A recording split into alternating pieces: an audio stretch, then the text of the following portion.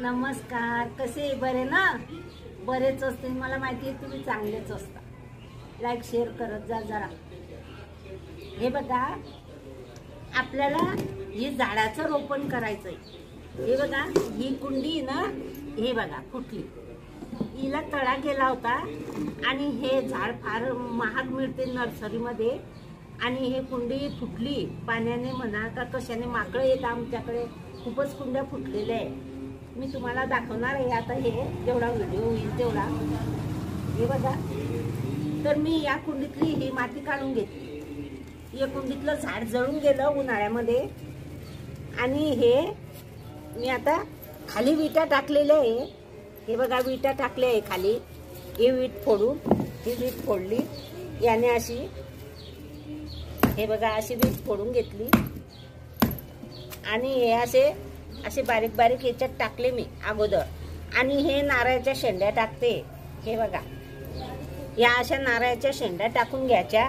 छान उन्हाळ्यामध्ये झाड गरम होत नाही, मुळा गरम होता नाही आणि झाडं मरत नाही. पण तरी सुद्धा या गच्चीवर खूपच ऊन लागते. आणि वरून सुद्धा आमचे पत्र आहे ना इथे, हे पण तापता म्हणून. आणि मुंग्या पण खूप होता. आणि यावर्षी हिरोड साहेब आजारी असल्यामुळे माझं लक्ष नव्हतं इकडे झाडांकडे. म्हणून हे झाडं 5-6 झाडं माझे जळाले. तर ह्या आता बघा, नारळाच्या शेंड्या मी एवढ्या टाकून घेतल्या याच्यामध्ये. आता आपण याच्यावर टाकू मातीचा थर. तर आता ही माती आपल्याला टाकायची नाही, ही कुंडीतूनच काढली आहे. तर हिला चांगली सुकीन तेव्हा दुसऱ्या कुंडीमध्ये वापरायची. ही माती मी राख, माती, काही खत असं मी जमा करून ठेवलेलं होतं या कुंडीमध्ये. आणि ही माती आपल्याला वापरायची. हे बघा, खाली विटा टाकल्या, त्याच्यावर ही माती टाकायची आहे. राख मिक्सचर. हे बघा, तुम्हाला दिसत असेल याच्यामध्ये राख पण आहे. हे बघा, हे बघा, खाली माती आहे. आणि राख नसेल तर आपण राख पण टाकून घेऊ. आहे माझ्याकडे राख पण हिच्यात राख आहे. आणि आता हे झाड आपल्याला काढून घ्यायचं. तर हे झाड कसं काढायचं हे बघा. हे बघा, हे काढलं झाड. आता आपल्याला हे झाड या कुंडीमध्ये लावायचं आहे. ही कुंडी फुटून गेली आहे. तर आता हे बघा, हे झाड काही जास्त मुळांनी झाल्या याच्या, तरी पण आपण कापून घेऊ. हे बघा, अशा मुळ्या कतरून घ्यायच्या आणि याला असं खड्डं करून घ्यायचं. आणि त्या खड्ड्यामध्ये मध्यभागी असं झाड धरायचं मस्त. आणि माती वरून टाकायची. हे बघा,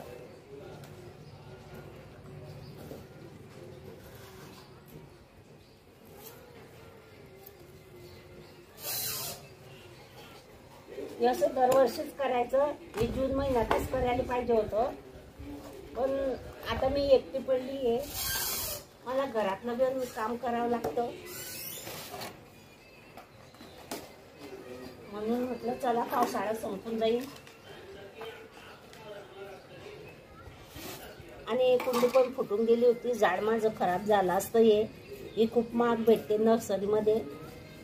मी बिया लावल्या होत्या याच्यासाठी. आणि ते एकच रोप जगलेलं आहे माझं. 5-6 बिया लावल्या. तर मी नर्सरीमधून आणलेलं नाही आहे. नर्सरीमध्ये मी याची किंमत पाहिली होती. तो माणूस मला 350 रुपये सांगत होता. म्हणून मी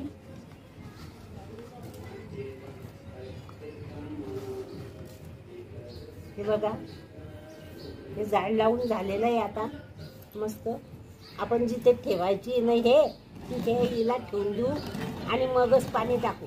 तोपर्यंत हिला पाणी टाकायचं नाही. आता आपल्याला हे पन्नीमध्ये जे झाड आहे ना, हे 2 वर्षाचं झाड आहे. हे 2 वर्ष झाले या पन्नीमध्येच आहे. तर आता याच्यात जर ठेवलं ना तर हे पावसाळा भरत राहील. पण उन्हाळ्यामध्ये हे जळून जाईल, कारण याच्या मुळा जास्त झाल्या असतील खाली आणि ते दाटलं पण आणि कडक पण झालेलं आहे. तर आपण याला या कुंडीमध्ये लावून घेऊ. हे बघा, हे विटा टाकले खाली. आता याच्यात नारळाच्या शेंड्या टाकायच्या आहे. हे प्लास्टिकची कुंडी आहे. या प्लास्टिकच्या कुंड्यांना फार काळजी घ्यावं लागतं. मी तरी एखाद्या वेळेस सिमेंटची कुंडी आणि मातीची कुंडी जर असली तर ते थंडी असते, पण ह्या प्लास्टिकच्या कुंड्या आहे ना, या लगेच उन्हाने तापतात. म्हणून या शेंड्या पण मला सांभाळून ठेवावं लागतात. वर्षानुवर्ष माझ्याकडे असतात. मी शेजारी पाजाऱ्यांना सांगून ठेवलंय, नारळ फोडलं की शेंड्या मला द्यायच्या आणि आमच्या घरच्या अशा त्या मी सांभाळून ठेवतो. तर त्या मला आता अशा झाड रोपण करायचं टाईम आला की मला लागतात. आता आपण काय करू, इथं शेंड्या टाकल्या मी. हे बघा, हे माती आपल्याला टाकायची नाही आहे. हे माती गाळून गुळून हे दुसरीकडे भरून ठेवायची परत वाढल्यावर. ही बघा, ही लाल माती, हे काहीच उपयोगाची नाही आहे. ही लाल माती आहे, काही काही उपयोग नाही तिचा. याच्यामध्ये मिक्सचर झालेली आहे. हे मी बाहेर आमचं लिंबूचं झाड आहे, त्याच्यात टाकून देईन ते लाल माती. याच्यात पण हे विटायचे तुकडे हे काढून घ्यायचे सगळे. हे असं छान माती करून घ्यायची मस्त. आता ही माती वाढल्यावर मी परत याच्यात भरून ठेवीन, त्याच्यात राख काढून ठेवीन. आणि आता हे झाड हे बघा, हे चिरलं आहे. 2 वर्ष झाले हे या पन्नीमध्ये लावलेलं आहे. आपण आता हे काढून घेऊ. याला वाढायला वर जागाच नाही आहे. हे बघा, हे मी काढलेलं आहे झाड. आता आपण काय करू, चाकू आणू. चाकून काय करायचं, हे कापून घ्यायचं.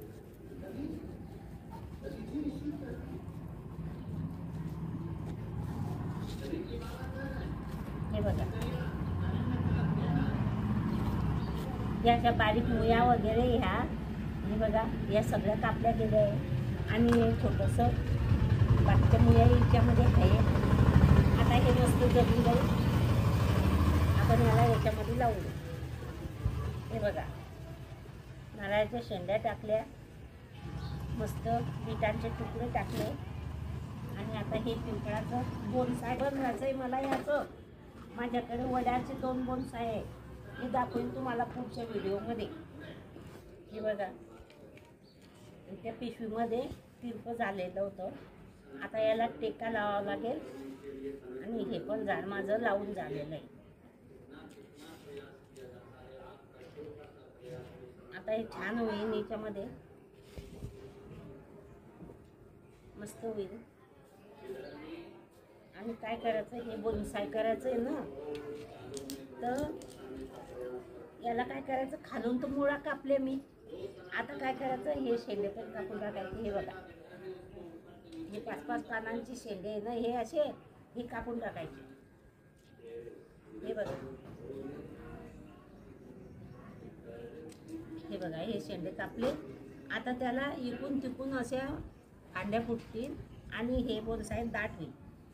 हे बोनसाय दाट झालं की आपण काय करू, हे छान झालं डौलदार की आपण याच्यामध्ये गौतम बुद्धाची मूर्ती ठेवू आणि हे छान पोर्चमध्ये ठेवू.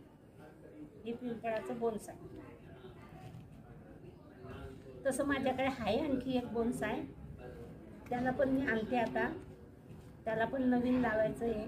हे बघा, हे 2 झाडं मी लावले. आता यांना तिथे ठेवायचं आहे. तिथे अगोदर ठेवून द्यायचं, नंतर पाणी टाकायचं. पाणी टाकलं अगोदर तर ते कुंडी जड होईल. माझ्याकडनं ते उचलले जाणार नाही, म्हणून त्याला नंतर पाणी टाकायचं. हे चांदणीचं झाड आहे. हे खूपच वाढलेलं होतं, खूप वाढलं होतं.